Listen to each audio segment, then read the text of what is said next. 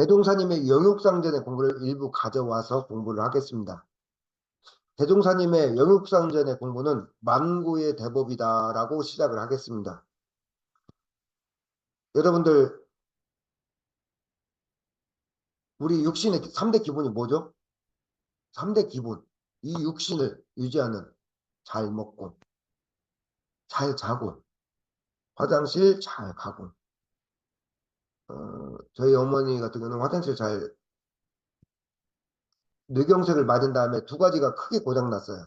잘 잠을 자는 그 기능이 뇌경색을 맞으면 뭔가 한 가지는 고장이 나더만요. 1차적으로 몸에 반신을 못 쓰는 경우는 기본으로 깔고, 자, 한쪽 귀가 멀듯이, 한쪽 눈이 멀든지, 저희 어머니 잠을 자는 기능을 잃었어. 잠을 못 자. 그러니까 그 고통이 이루말 수가 없대요. 그리고, 그러니까 육신의 세 가지 기본은 뭐냐? 잘 먹고, 잘 자고, 화장실 잘 가는 것이 얼마나 큰 복인지 몰라요. 우리 교수님들은 뭐 이런 화장실 가서 고통 겪거나 그러진 않죠. 그럴 것 같아. 얼굴도 보면 그럴 것 같지가 않아. 자, 교당에서도 마찬가지예요. 이 교당이라는 것을 유지하려면 뭐 어떻게 돼요? 우리 교당은 어때요? 마음 공부할 터전이잖아요. 여기서 마음 공부하고 이렇게 기도하고 화장실도 고쳐야 되고 그런 일들이 필요하다는 얘기예요. 무슨 말을 하려고 그런 거예요, 제가? 마음만 가지고는 안 된다는 얘기. 마음이 기본이지만 마음만 가지고는 안 된다. 자, 도덕을 얘기해요. 우리가 도덕. 도를 말하고 덕을 낮춘다. 이제 도를 입으로 말하고 덕을 낮춘다가 도덕이에요. 그러니까 마음 공부를 말하고 실제를 낮추지 않는다? 실제 마음을 얘기하면서 내 삶 속에 실제가 낮추어지지 않는다? 그러다 본다면 대종사님께서는 그런 것들을 거짓 이론이고 결국 인생의 허황됨을 본다고 하셨어요. 마음만, 이론만 가지고는 안 된다는 얘기예요. 모시고 있는 어른 중에서 제가 독거 어르신들 심부름 하잖아요. 휠체어도 밀어드리고 병원 약도 타다 드리는데 한 분은 스님 생활을 15년 정도 하고 지금은 그만두고 나름 영통하고 깨달았다는 분이에요. 들을 때는 막 깜짝깜짝 놀래 저도. 근데 이분은 대단히 이론적이에요. 철학적이에요. 막상 삶에 적용하는 부분에 있어서는 뭘로 나타나냐면은 사자 같아요. 제가 볼 때는. 말은 막 신들이 자기를 경배하는 지경에 이르렀다고 해요. 그 지경이 어떤 지경인지 잘 모르겠어요. 근데 삶에 적용한 부분은 어때요? 사자가 뭐예요? 뭐의 준말이에요, 사자가? 타짜도 아니고 사자는 뭐예요? 사기꾼과 타짜. 얘 합쳐서 사자라고 오잖아요. 사자 같아. 그러니까 무슨 말씀이냐면은 마음의 세계를 증명할 수 있는 체력과 의지가 있어요. 삶 속에서 의지가 있어요. 여러분들의 내가 마음 공부를 했을 때 그 마음을 증명할 수 있는 체력과 삶의 의지가 있어요. 실제 현실에서 덕을 낮춰줘야 된다는 얘기예요. 자, 그래서 제가 옛날 부회장님한테 말씀드린 거 있죠. 유튜브 상에. 일이 잘 나갈 때는 뭐 관리하라고 했어요? 일이 잘 나갈 때는 일과 인연 주변이 잘 풀려. 뭐라고 했어요? 건강 관리하라고 했잖아요. 일과 인연이 막힐 때는 뭐라고 했어요? 제가 한 얘기가 아니라 유튜브에서 나온 얘기 인용했잖아요. 체력 관리하라고 했잖아요. 일과 인연이 잘 풀 때는 건강을 관리하고, 일과 인연이 안 좋을 때는 체력 관리를 하는 얘기. 얼마나 명언이에요. 왜? 왜 이 얘기를 할까요? 삶 속에서 체력이 실제를 다툴 때 기본이 되기 때문에 이 얘기를 하는 거예요. 그리고 세상에 그걸 알아야 돼요. 못 알아요. 알아야 됩니다. 금전, 경제 감각이 있어야 돼요. 없어야 돼요. 있어야 돼요. 왜? 오늘 이 자리에 이 상흔 현실 속에서 오늘 이 자리에 오기까지 우리 막내 우리 교당의 대표 부인 가서님, 우리 주무님 오늘 한복 이쁘게 오시죠? 우리 저 삼손녀, 저 맨날 삼손녀만 비웃을 거야. 왜 삼손녀가 좋으니까. 자, 우리 일손녀, 이 세 사람이 다 달랐어. 이 자리에 앉아오기까지는 다 달랐어. 심지어 우리 인터님의 오늘 아침에 사은현실과 저의 사은현실이 달랐어. 각각 살아가는 사은현실이 분명히 있거든요. 그 사은현실 속에 다른 사은현실이 있더라 이거야. 마음만 갖고는 안 된다는 얘기야. 다른 사람, 다른 상황, 그런 것들에 대해서 인정하고 수용해야죠. 현실이란 얘기예요. 자, 사명대사가 일제가 임진왜란 때 이 나라가 침략당해서 완전히 전복되기 직전에 수많은 의병들이 일어났을 때 승병을 일으켰던 사명대사께서 승병을 이끌고 투쟁을 하죠. 서산대사의 제자입니다. 사명대사는. 근데 이제 그 많은 살생을 하다 보니까 사명대사가 법이 또 뛰어났어요. 근데 서산대사의 법은 누구한테 넘어갔어요? 사명대사가 수제자였어요. 근데 사명대사가 나라가 망하게 생겼는데 이 법이 무슨 의미가 아니라 이 법만 안 돼서 어떻게 외치겠느냐 하고 전쟁터로 뛰어들었거든요. 사명대사는. 그래서 그 법을 전할 때는 서산대사는 다른 이름이 생각이 갑자기 안 나는데 제자한테 그 법맥이 내려갔어요. 근데 사명대사는 승병을 데리고 투쟁을 했습니다. 자, 어느 것이 옳다 말을 못하겠어요. 다만 그 법을 떠나서 현실이 있었다는 얘기예요. 불법만 가지고 얘기를 해서는 안 되었다는 얘기입니다. 무조건 다 투쟁을 해야 된다 이 뜻은 아니에요. 각기 처해진 사회 현실이 있었다는 얘기예요. 그런 면에서 원불교에서는 뭘 얘기를 해요? 이거와 관련돼서 원불교에서 하는 중요한 네 글자가 있어요. 맞추신 분은 제가 오늘 뭐 따로 선물 하나 드리겠습니다. 원불교에서는 이거와 관련해서 굉장히 중요한 얘기를 해요. 네 글자. 한 번도 제가 얘기 안 했어요. 일과 등력. 무슨 뜻입니까? 여러분들의 삶 속에서 힘을 얻으라는 얘기예요. 여러분들이 만나는 일과 인연, 하루 주어진 일과 속에서 등력을 하는 얘기입니다. 일과는 내 자력의 뿌리이자 생명이고 일과를 지키는 그 생명이 이게 일과가 마음 공부를 지키는 그 뭐라고 해야 돼? 단단한 지지 기반이 된다고 하셨어요. 일과는 뭐예요? 다른 사회적인 용어로 바꿔볼까요? 일과를 건전한 삶의 여러분들 삶의 루틴입니다. 루틴이 뭐예요? 제가 이제 뭐 코로나 때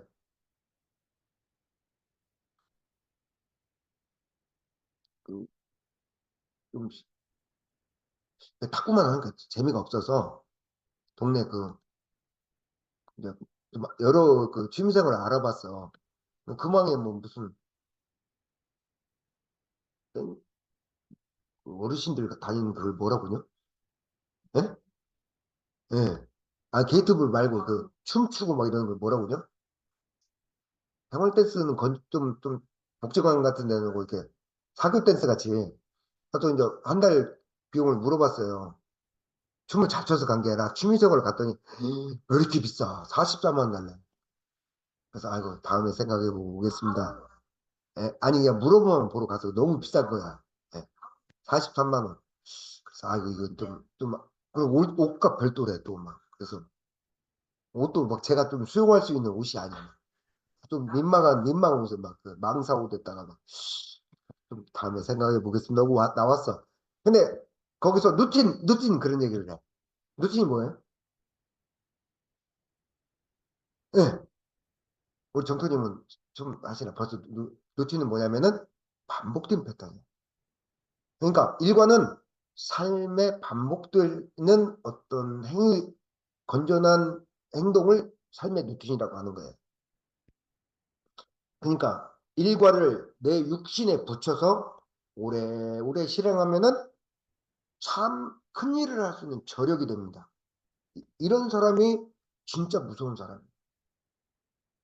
그렇다고 아침부터 기계처럼 몇 시부터 몇 시까지, 몇 시부터 몇 시까지 이거, 몇 시부터 몇 시까지 이렇게 너무 그것을 뭐라고 해요? 법박 강박은 하지 말고 좀 큰 틀을 안에서 정해놓고 여유롭게 좀 그런 것들을 진행해 나가야죠. 매사를 너무 타이트하게 조여진 일과로 그렇게는 못 살아요, 우리 사람인데. 그러니까 일과 정해진 어느 정도 큰 틀의 루틴 안에서 그 원칙 안에서 적당히 풀고 여유롭게 나아가는 것이 필요하다는 얘기입니다. 왜? 일과를 중요성을 얘기하면서 저는 융통성과 유연성을 말을 하는 거예요. 여러분들 그거 아세요? 다 늘어진 상태에서는 창의성이 안 나. 근데 타이트하게 움직이다가 어느 순간 나를 탁 융통성과 유연성으로 풀어줄 때 그때 뭐가 나와요? 세상의 창조와 혁신이 그때 또 나오더라고요. 그래서 너무 타이트하게 가는 것도 반대고 너무 풀어주는 것도 반대예요. 정해진 일과 속에서 열심히 살아내다가 어느 때 그때 유연성과 융통성을 줄 때 창조와 혁신이 나오더라 이거예요. 자, 마음 공부를 실제 생활로 갖고 왔을 때 조심해야 될 게 있어요. 마음 공부를 내 실제 생활로 갖고 왔을 때 조심해야 될 게 뭐냐면은 이유를 불문하고 곁에 안 해야 되고 피해야 될 게 있어요. 뭘까요? 예를 들어서 이유를 불문하고 안 해야 될 게 있어요. 이유를 불문하고 곁에 둬서는 안 되는 게 있어요. 뭘까요? 가장 기본적인 것들 있잖아요. 마약, 도박, 또는 뭐 이제 다른 남자나 다른 여자를 만나는 것들에 대해서 뭐 헤어진 상태라면 상관없습니다. 근데 이제 가정에 있는 상태에서 남녀를 불구하고 예를 들어서 그렇다는 얘기입니다. 음, 삶을 살아가다 보니까 삶 속에서 저는 이제 이렇게 이유를 불문하고 안 해야 되고 피해야 될 게 있더라. 아까 제가 말씀드린 극단적인 거지만 그거 외에도 있어요. 각기 삶 속에서 곁에 붙이고 있는 것들이 있더라 이거예요. 이 곁에 붙이고 있는 것들은 어떻게 접근해요? 피같이 접근해. 피, 나랑 옆에 있는 피 아시죠? 피라는 좌표가 있어요. 나랑 옆에. 그러면은 피는 어떻게 접근하느냐? 조금만, 조금만, 조금만 하다가 나락을 집어삼켜요. 이게 피의 전형적.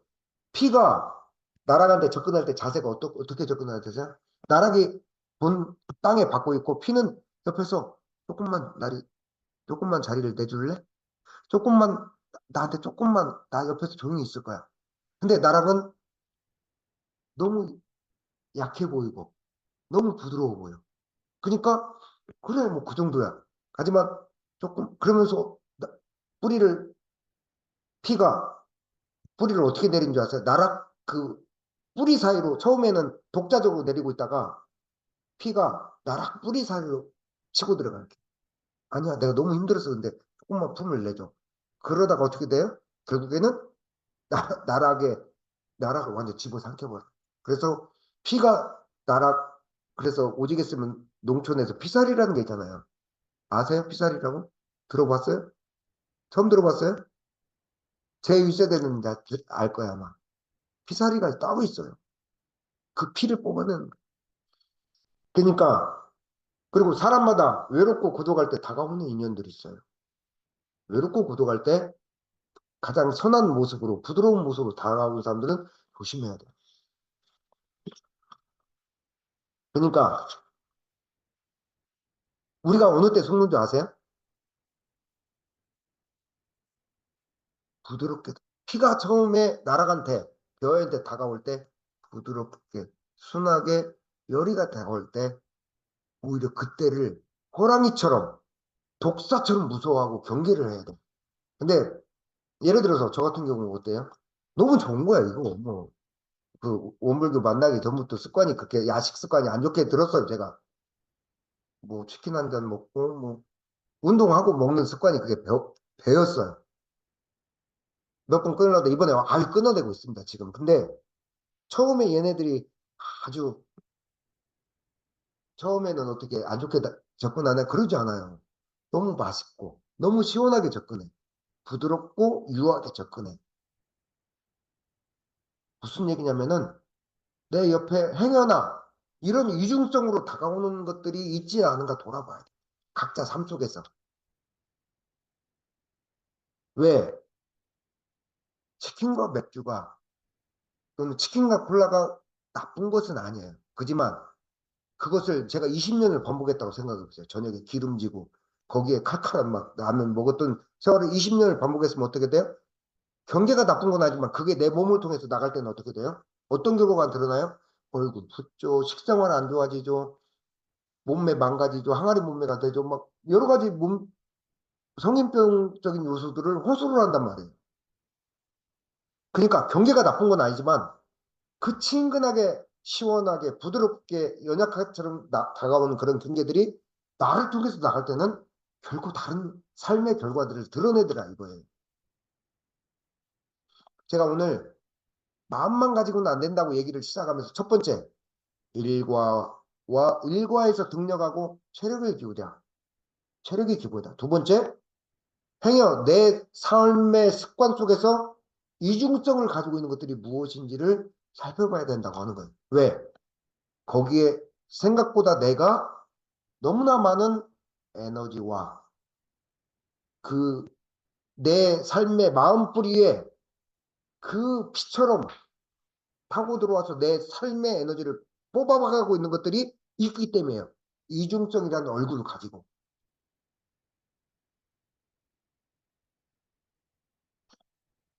세상에서 이중성을 가지고 있는 것들이 대표적인 건 뭐냐? 꼭 나쁜 건 아니에요. 조심해서 접근해야 돼요. 왜? 자, 제가 탁구를 서비스를 넣어요. 자, 타짜들에서 유명한 말 있죠. 손은 눈보다 빠르다. 사실입니다. 제가 커트 서브를 넣었어요. 탁 넣었어요. 이렇게 넣으면은 상대가 제 회전을 알아볼 수 있을까요? 못 알아볼까요? 나보다 고수는 알아봐요. 하지만 동수들이나 하수들은 못 알아요. 왜? 손이 그 사람이 내 손을 보는 것보다 내 손이 훨씬 빠르거든. 그래서 변화와 눈속임들. 그러면 상대가 그렇게 넣을 때 회전이나 강한 커튼지 강한 띄워서든지를 구분을 못하면은 그날 게임 끝까지 말려 들어가는 거예요. 마찬가지입니다. 여러분들 삶 속에서 이중성을 띠고 다가오는 것들, 여러분들 마음에 뿌리내고 있는 피잡초 같은 것들이 뭐냐? 연약한 척, 사람 좋은 척, 여러분들 마음 가운데 뿌리 내리는 것들을 또는 저는 저한테 경계인 뭐였어요? 통닭, 치맥 이런 것들 어떤 연약한 척 뿌리를 내리고 있는 것들이 무엇인지를 돌아봐야 된다. 때로는 건강을 담보로 하고 있는 저에게는 그런 나쁜 야식 습관들. 자, 이중성을 내 삶의 이중성처럼 뿌리를 내리고 있는 건 특징이 뭔지 아세요? 특징이 있어요. 구분이 있어. 자, 처음에는 달지 달아. 달아. 맛있어. 야, 땀 흘리고 막 아싸 하고 막 칼질하고 나서 시원한 맥주 한 잔 너무 맛있어. 처음에 달지 달아. 그리고 굉장히 현란하게 다가와. 그리고 사람 인연으로 맞으면은 대단히 사람 좋고 부드럽고 천사처럼 다가와. 여러분들 제비들의 얼굴은 뭐의 얼굴을 하고 있어요? 늑대처럼 그런 얼굴을 하고 있어요? 아닙니다. 제비나 이 남을 사자들은 천사의 얼굴을 하고 있어요. 아닌 것 같아요? 천사의 얼굴로 다가와요. 이 이중성을 갖고 있는 대문이나 삶의 경계들은 그렇게 다가옵니다. 자, 살피지 않고 가까이 오면 어떻게 돼요? 나락 옆에 있는 피 잡초처럼 낭패를 당하고 때로는 저당을 잡히고 구속과 노예가 되고 자유를 잃어 현실의 속박과 고통이 오더라 이거예요. 여러분들 요즘 유튜브 많이 보죠? 영적인 유튜브 많이 보는 분 계세요? 영, 영혼의 유튜브 많이 보는 분 계세요? 저는 많이 봐요. 하지만 정말 어떤 때는 가치관이 혼란스러울 정도로 유튜브 내용들이 적나라하게 적실하게 나와요. 근데 제가 이 원불교 거법을 만나지 않았다면은 그 유튜브 내용을 가지고 공부했겠다 싶은 생각이 들 정도로 유튜브 내용이 너무 사실적이고 이렇게 나와요. 그런데 화려하죠. 화려. 그리고 너무 그럴듯해요. 그런데 여러분들 세상에 영적인, 영성적인 유튜브 문제가 있거든. 서로 깨닫지 못했거든. 우리는 어떻게 삶의 기준과 방향을 잡아야 할까 하는 우리들 삶에서 그런 문제가 남아 있어요. 우리는 나의 가치와 삶의 방향을 어떻게 잡아야 할까요? 그런 문제가 다가섰을 때 정신이 혼동스러울 정도로 삶의 좌와 우가 나뉘고 영성적인 막 깨달음을 막 세상에 번지고 있을 때 우리는 삶의 가치를 어떻게 잡을 거냐고요. 마음만 가지고는 안 된다고 하잖아요. 삶의 가치를 가져와서 내 삶의 어떤 마인드로 내 삶에 적용할 것인지 문제가 남은 거예요. 왜? 내 삶은 삶이니까. 그러면은 내 삶을 어떻게 살아갈 때 원칙과 지침이라는 게 있어야 될 거 아니에요. 근데 이거는 이미 제가 말씀드렸잖아요. 아, 교무님은 원불교 믿으면 천당 가고 원불교 안 믿으면 지옥 간다. 이렇게 들릴지는 모르겠지만 저는 확신을 하는 게 하나 있어요. 확언을 합니다. 이거는. 왜? 우리는 대종사님 말씀 교전으로 삶의 원칙과 지침을 세워놨어요. 그러니까 세상에 영혼이 있네, 후생이 있네, 없네, 영혼의 영성 유튜브들이 온갖 천만 가지 얘기를 하더라도 우리는 이 법을 믿고 가는 거예요. 뭘로 가는 거예요? 영혼도 있고 각자의 업을 따라 끊임없이 그 영혼이 다시 태어나고 다시 죽나니라. 영혼의 징급이 있다. 다시 요네를 벗어나는 길이 무엇인지를 이미 밝혀놨잖아요. 그러니까 더 이상 의심하지 말지어다랍니다. 근데 누가 들으면 이게 굉장히 교조적으로 들릴 수 있겠지만 우리는 대종사님 말씀인 교전과 원불교 마음 공부가 만능이고 절대적이라고 말하는 건 아니에요, 제가. 그래도 이 혼탁한 세상 속에서 현란한 이중성을 띠고 있는 영성의 문제 또는 실없는 영적인 어떤 도를 얘기하지만 실제적으로 삶을 놔두지 않는 정만 밝히고 덕이 없는 영성이나 진리들 그 속에서 최소한 우리는 대종사님 말씀과 교전으로 가치 기준을 삼을 수는 있지 않느냐 이거예요. 그게 우리가 이 공부를 하는 목적이라는 얘기예요. 왜? 삶에 실제적으로 우리는 가져와야 되니까. 자, 마무리 지어가겠습니다. 원불교 공부법은 어떤 공부법이라고 하는지 옛날에 말씀드렸습니다. 그물코 공부법이라고. 그물코 공부법에 대해서 이미 다 아시지만 그물코가 있어요. 어망에서 보면은 그물은 사각으로 매듭지어주고 사각으로 매듭지어서 그 코마다 그물을 매듭을 쳐놔요. 그래서 고기를 잡을 때 어때요? 한 그물코를 잡아당기면 나머지 그물코가 따라와요. 따라해서 원불교는 한 그물코를 당기면은 다른 그물코가 따라오게 돼 있어요. 무슨 얘기냐면은 예를 들어서 제가 저녁에 야식 습관을 내려놓고 저녁에 기도와 40배를 시작했어. 자, 그러면은 다음날 아침에 뚱뚱 부은 얼굴 일어날까요? 맑은 얼굴 일어나서 다음날 또 108배를 할까요? 다음날 일어나서 108배가 너무 수월한 거야. 안 먹고 자니까. 저녁에 막 치킨, 맥주, 치킨, 맥주 시원하게 마시고 그 다음에 거기다 또 뭐 먹는지 아세요? 치킨, 맥주 한 잔 마셔. 그 다음에 라면 했다가 또 콜라까지 마셔. 그것도 모자라면 뭐 커피까지 또 한 잔 마셔. 저녁에 막 너무 그러면 저녁에 열량이 넘치니까 뭐해요?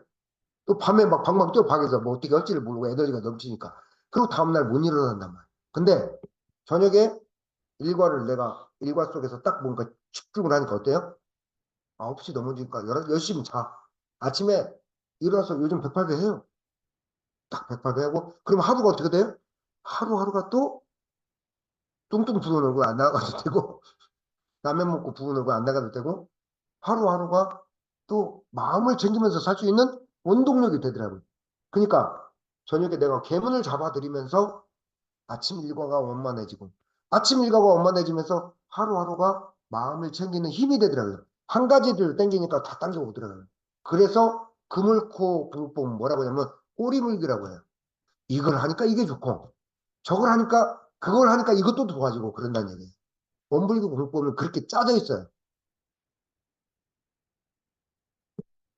마무리 말씀드리겠습니다. 오늘 대타원님 기도도 있고 인생의 파도에 대한 원불교 마음 공부에 대한 얘기 한 말씀 드리고 마치겠습니다. 인생이 우리가 파도 보면은 해외여행이나 어디 제주도 같은 데 가면 어때요? 그, 이 나라에서 비행기가 둥 떠가지고 제주도 가면 어때? 막그 밑에 육지가 점점 멀어지면서 그 다음에 뭐가 보여요? 파도가 보여요. 근데 이제 멀리서 보면 잘 안 보이는데 막상 그 나라에 딱 도착을, 공항을 도착하면은 막 그 파도 치는 것들이 막 보여. 파도를 건너가서. 인생의 파도를 건널 때 마음 공부와 그래도 내가 이 적공을 하면 어떻게 되는 줄 아세요? 여러분들 바이오리듬 아세요? 오늘 내가 컨디션이 안 좋은 날이 있어. 바이오리듬은 세 가지 리듬이 함께 돌아가는 거예요. 그 사람 인생 주기에. 뭐뭐 들어가요? 아시죠? 젊은 사람들이 얘기해 주세요. 바이오리듬은 신체 리듬, 그 다음에 감성 리듬, 마지막 지성 리듬. 이 세 가지 리듬이 우리 선사님한테 적용됐다 하면은 어떤 날은 신체 감성 리듬이 다 좋을 수도 있지만 각기 주기가 달라. 그래서 어떤 날은 마음은 내가 하늘을 쓸 것 같은데 몸이 안 따라. 신체 리듬이 바닥이야. 어떤 날은 야, 내 머리가 이렇게 좋았나 싶을 정도로 던지는 것마다 다 맞춰. 어떤 날은 아무리 교무님 저렇게 앞에서 얘기를 해도 시니컬해. 시니컬하다는 말이 무슨 뜻이죠? 교무님? 부장님 시니컬하다는 말을 요즘 쓰던데 기분이 좀 약간 좀 부정적이고 삐딱하게 보는 걸 시니컬하고 거나 아무튼 잘 모르겠는데 예, 약간 좀 새침한 근데 이 감정, 이 신체 감정 지성 리듬에 우리가 살면서 영향을 좀 받아요. 완전하게 자유로울 수는 없어. 근데 신체 감성 지성 리듬의 그 주기를 떠나서 인생의 이 리듬이 또 따로 있어요. 인생에 어떤 날은 잘 풀렸다가 어떤 날은 이렇게 좀 주저앉았다가 근데 바이오리듬이라는 것이 중간선이 있는 상태에서 신체, 감성, 지성 리듬이 오르고 내리고를 반복하는데 인생의 이 파도 주기도 똑같아요. 오르고 내리고를 반복을 합니다. 대신 근데 제가 묘한 걸 하나 발견했어요. 마음 공부를 하면은 또 이제 뭐 원불교 교조적으로 들릴 수 있습니다. 여기 오면 천당 간다는 얘기로 들릴 것 같은데 그런 뜻이 아니에요. 실제적으로 저는 20몇 년을 지켜봤어. 자, 마음 공부를 하면은 인생의 이 파도, 이 진폭이 어떻게 되는 줄 아세요? 마음 공부를 많이 하면은 이 중간선 위에서 파도 진폭이 있어. 오르고 내리고 하더라도 인생 이 중간선에서 중간선 위에서 오르고 내리고를 반복해. 이 밑으로는 잘 안 내려가. 마음 공부를 하면. 탁구도 마찬가지입니다. 탁구도 꾸준하게 연말을 하잖아요. 이 최소한 중간은 간다는 얘기가 있죠. 그러니까 이 중간선 밑으로는 안 떨어져. 물론 더 잘할 때도 있고 좀 못할 때도 있지만 근데 마음 공부를 했다 말았다 하잖아요. 그럼 어떻게 되지 아세요? 그냥 잘 될 때는 이렇게 확 잘 됐다가 안 될 때는 확 주저앉았다 그래 인생이. 그래프가 어떻게 돼요? 인생의 길흉마복다에서 오르고 내리고를 마음이 오르고 내리고를 반복해요. 자, 마음 공부도 안 해. 그냥 삶에 정해진 대로 따라가. 그러면 어떻게 돼요? 그다음부터는 인생의 이 중간선을 밑에서 돌아요. 파도가. 그래서 왜 내 삶은 늘 반복되고 변화가 없지? 어느 순간 이 진폭마저도 이 진폭이 마음 공부를 안 하고 되면 이 진폭마저도 이 중간선 밑으로 내서 중간선 밑에서 진폭을 반복을 해요. 그래서 누가 특별히 복이 있거나 복이나 인연이 있지 않은 이상 중간선 밑에서 벗어날 기약이 없어. 그렇게 그리고 인생이 짧기 때문에 금방 그 삶을 마감을 해요. 제가 말씀드렸습니다. 못 벗어난다는 게 아니라 벗어날 복과 인연이 없으면 못 벗어납니다. 그 사람이 타고난 복과 인연이 없으면. 마치 뭐와 같냐면은 중간선 밑에서 파도 치는 중생들은 어떤 중생들이냐면은 날씨가 계속 흐린 거야. 해 뜰 날이 없어. 오늘도 흐려. 내일도 흐려. 그 밑에서 파도를 치다가 밑바닥으로 계속 가다가 어느 순간 생로병사의 흐름 따라서 삶을 마치는 거죠. 전부가 그렇다는 얘기는 아닙니다. 자, 우리 교도님들 오늘 세 가지 말씀드렸습니다. 마음만 가지고는 안 된다라는 차원에서 세 가지 말씀드렸습니다. 일과와 체력 관리와 일과 등력. 두 번째, 행여나 내 주변의 일과 인연 속에서 이중성을 띠고 내 곁에 가까이 있는 것은 무엇인지 보라고. 왜? 그걸로 인해서 너무나 많은 시간, 에너지, 마음을 뺏기고 사니까. 세 번째 뭐예요? 행여나 삶의 방황, 가치 기준이 없어 흔들릴 때 돌아올 곳이 어딘지, 내가 돌아올 곳이 어딘지, 가치 기준이 어딘지 우리는 이미 있는데 찾지 못하고 방황하지 말란 얘기입니다. 이렇게 공부를 해서 우리의 삶의 리듬이 중간선 이상에서 한결같은 모습으로 잘 우리들의 각자 사안을 잘 열어가기를 염원하면서 오늘 사실은 영육상조에서 나온 얘기입니다. 영육상조와 관련해서 본문 설교 말씀 마치겠습니다. 감사합니다.